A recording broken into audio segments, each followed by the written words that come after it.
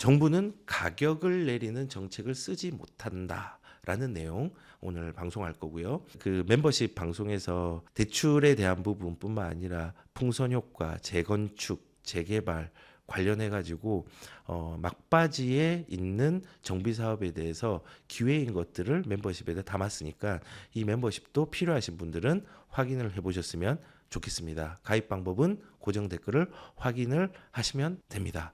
자, 그래서 정부는 가격을 내리는 정책을 쓴다고 얘기를 하지만은 저는 정책 자체가 가격을 내리거나 안정화하는 정책을 쓰고 있지 않다고 저는 생각합니다. 그래서 공급적인 측면에서 볼 때 지금 공급은요 아마 지금 카오스 상태입니다. 저는 그렇게 표현하겠습니다. 혼란 그 자체입니다. 혼란. 왜냐하면은 방법이 없어요. 방법. 이거를 회복시킬 수 있는 방법이 없습니다. 왜냐하면 방법은 기조를 좀 바꾸면 됩니다. 지금 기조는 시장을 안정화시키지 못해. 지금 공급이라는 부족이라는 도화지 판이 있어요. 이거를 지금 바꾸기가 너무 힘들어요. 공급이 좀 많은 상태에서 뭔가를 조정할 수 있도록 해야 되는데 공급이 되지 않는 상태가 계속 유지된다는 게 문제예요. 지금 인허가도 안 되고 착공 물량도 좀 힘들고 그리고 입주 물량도 보세요. 원래 서울이 좀 안정화되려면요. 입주 물량이 한 4만 5천에서 한 5만 정도가 되면은 안정화됩니다. 우리가 예전에 2018년도 한 10월부터 한 2019년도 한 5, 6월까지 조금 가격이 뭐 규제도 있었지만 안정화됐어요. 왠지 아십니까? 이때 공급이 한 5만 호 가까이 됐습니다. 안정화됐잖아요. 공급이 기반이 되어서 다른 툴을 써야 된다. 지금 혈관이 막히면 다른 거 다 소용없습니다. 혈관이 막혀 있습니다. 그래서 닥치고 공급을 해야 되는데 지금 인허가도 지금 문제가 많고 착공도 문제가 많고 그다음에 입주 물량도 문제가 많고 이 인허가 물량들이 많이 줄었잖아요. 요게 나중에 착공 입주 물량으로 나와야 돼요. 착공 물량하고 이런 인허가 물량들이. 근데 지금 2026년도, 27년도는 이게 요때 나온 인허가 물량일 건데 보십시오. 지금 이때 인허가 물량이 요 정도 나왔는데 한 3분의 1로밖에 안 나오잖아요. 계속 줄어들고 있어요. 이거 4만억 최소한 4만 5천 정도는 나와야 돼요. 이거 지금 어떻게 할 수가 없습니다. 그런데 안 좋은 도화지의 상황에서 금융의 돈줄을 막아버렸습니다. 공급도 막혔는데. 그리고 제일 중요한 건요. 실거주 의무, 거래에 대한 부분을 의무를 강하게 매겼습니다. 거래가 위축이 되겠죠. 유통 물량을 올려야 되는데 실거주 의무를 매겨버렸어요. 실거주 매기면은 매매에 대한 부분들도 둔화가 되지만요. 전세에 대한 문제도 심각해집니다. 그래서 지금 공급의 생태계가 완전히 붕괴되어서 요거를 자생할 수 있도록 하는 거는 유통 물량을 확대를 해서 사람들의 선택지를 많이 늘리는 건데 지금 그 기조를 정부는 가지고 있지 않습니다. 그래서 거래 환경을 조성해서 장기적 공급 청사진을 우선은 제시를 하고 단기적으로는 유통 물량으로 거래 순환에 집중을 해야 됩니다. 그렇게 거래 순환에 집중하려면 어떻게 해야 되는 줄 아십니까? 증세하면 안 되고요. 대출 규제 완화해야 되고요. 실거주 제한하면 안 되고요. 다주택자 마기화하면 안 되고요. 고가주택을 타겟팅을 하는 규제 등을 최소화해야 됩니다. 그래야지 그나마 조금은 미미하지만은 해결할 수 있는 방향이 잡힌다고 저는 생각을 합니다. 자유를 다 잃어버리게 하고 국가에서 모든 걸 다 통제하려고 하면은 이게 자유민주주의는 아니잖아요. 국가가 힘을 많이 가지면요. 분명히 탈이 납니다. 그렇게 탈이 많이 난 나라들이 많잖아요. 베네수엘라도 그랬고 짐바브웨도 그랬고 여러 군데의 나라들이 굉장히 그런 탈이 많이 났습니다. 국가가 힘을 많이 가지려고 프랑스 같은 경우도 옛날에 그 세금을 75%까지 소득세를 올렸잖아요. 2년 만에 폐지했습니다. 그것도 문제가 심각했거든요. 그래서 일단은 확실히 공급을 늘리고 하는 방향들은 당장에 일어날 수 없기 때문에 장기적인 공급 청사진은 제시는 해야 되겠지만요. 지금 해결할 수 있는 거는 증세하면 안 되고요. 대출 규제 완화해야 되고 실거주 제한 좀 풀어야 되고 다주택자 마기화하면 안 되고 고가주택을 악마화하면 안 됩니다. 그렇게 해야지 유통 물량들이 거래가 됩니다. 근데 제목이 이거잖아요. 가격을 내리는 정책을 쓰지 못한다. 정책 기조가 복지, 돈 푸는데 목표가 되어 있기 때문에 어렵다는 겁니다. 그리고 이제 공급적인 부분으로 볼 때도 방법이 좀 아쉽습니다. 지금 공급은 아파트 얘기가 선호되는 거잖아요. 여기에 문제가 발생을 했습니다. 근데 비아파트로 문제의 해결책을 제시하고 있는 것 같아요. 그러니까는 이 신문기사에 보면 땅값 80% 지원, 부분 매입 허용, 국토부 비아파트 공급 보완책 시행이라고 얘기를 했는데 이게 왜 그러냐? 임대 물량을 늘려야 되고 매물을 좀 나오게 해야 되잖아요. 원래는 지금 정부에서 하고 있는 게 신축 매기 약정이랑 하고 있습니다. 야, 너희들이 집 지으면은 우리가 좀 싸게 살게. 그 사서 우리가 임대 물량으로 돌릴 테니까 너희들 빨리 집 지어. 근데 집 지으려고 하니까 야, 이거 자기 부담금이 자기 자본으로 해야 되는 게 한 70%는 지원을 받는데 30%는 자기 자본이 있어야 되는 거예요.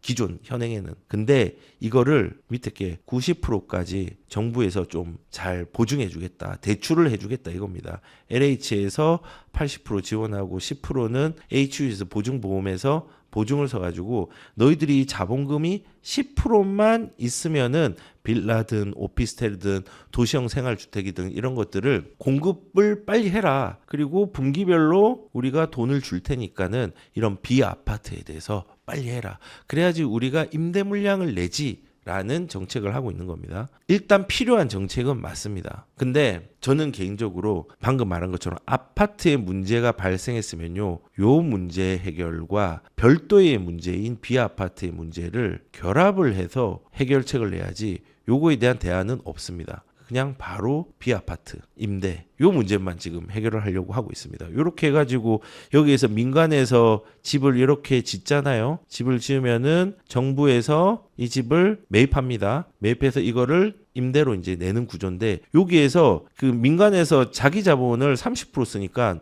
너무 빡센 겁니다. 그래서 요거를 정부에서 10% 내주겠다. 언제부터? 오늘부터 이제 시행을 한다는 거예요. 근데 제가 이 얘기를 하는 거는 뭐냐면요. 이런 도시형 생활주택, 오피스텔, 빌라 공급 빨리 돼야 되는 건 맞습니다. 근데 이거를 아파트의 문제를 해결하고 하는 게 필요합니다. 그리고 나중에 이렇게 매입 임대를 해가지고 나중에 인허가라든지 이런 것들 그리고 이제 준공 물량 이런 것들로 갑자기 많아졌다고 신문에 나는 시기가 있을 겁니다. 왜 그러냐? 비아파트 준공기간이 6개월에서 1년이잖아요. 엄청 빨리 공급되거든요. 그것 때문에 공급 늘었다라고 나중에 얘기를 할 겁니다. 근데 이제 그런 뭐 수도 있지만은 본질은 문제는 아파트에 생겼습니다. 아파트. 근데 해결책은 비아파트에 집중하고 임대론만 집중하고 있습니다. 이러면 안 됩니다. 요게 병행돼야 됩니다. 그래서 뭐 일단은 유통 물량들을 빨리 늘려야 되는데 그게 지금 잘 안 되고 있습니다. 그리고 대출에 대한 부분도 있습니다. 제가 여기에 제목 자체가 정부는 가격을 내리는 정책을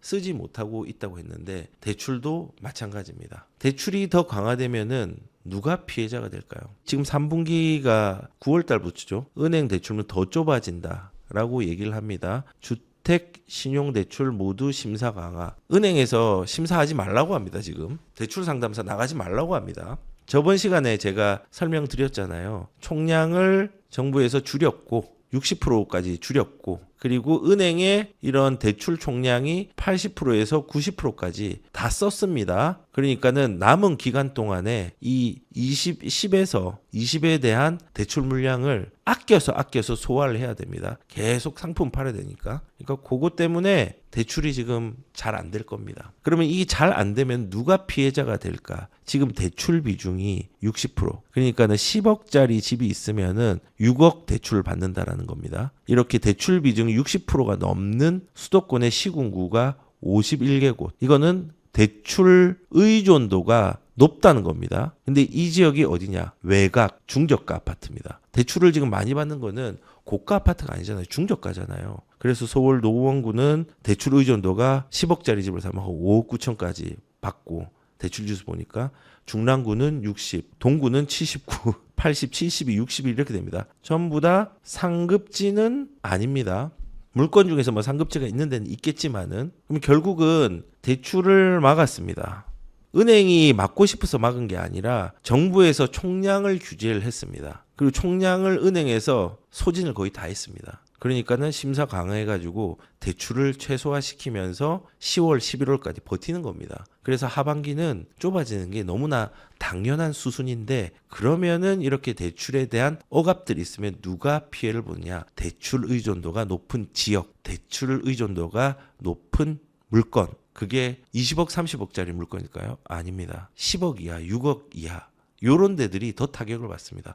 6억 얼마 안 되는데 아닙니다. 큰 돈입니다. 그리고 6억짜리를 사는 사람들이 가격이 낮은 물건일수록 대출 의존도 그러니까 대출을 더 많이 활용을 합니다. 비중이 더 높다는 겁니다. 집을 살 때 이 비중들이 훨씬 더 높습니다. 근데 그분들은 대출에 대해서 금융 비용을 지불할 때 부자들이나 돈 많은 사람보다 훨씬 더 부담감이 큽니다. 작은 돈에서 작은 돈을 상대적으로 대출받았지만은 상대적으로 큰 돈이 나가는 겁니다. 생활비도 빠듯할 수 있고. 그래서 결국은 피해자는 누구냐? 대출 규제의 피해자는요. 중저가, 외곽. 대출 의존도가 높은 사람들이 피해를 봅니다. 다시 말씀드립니다. 정부는 가격을 내리는 정책을 쓰지 못하고 못 쓰고 안 하고 있습니다. 대출에 대한 것들 이제 전세라든지 뭐 여러 가지 더 심해지겠죠.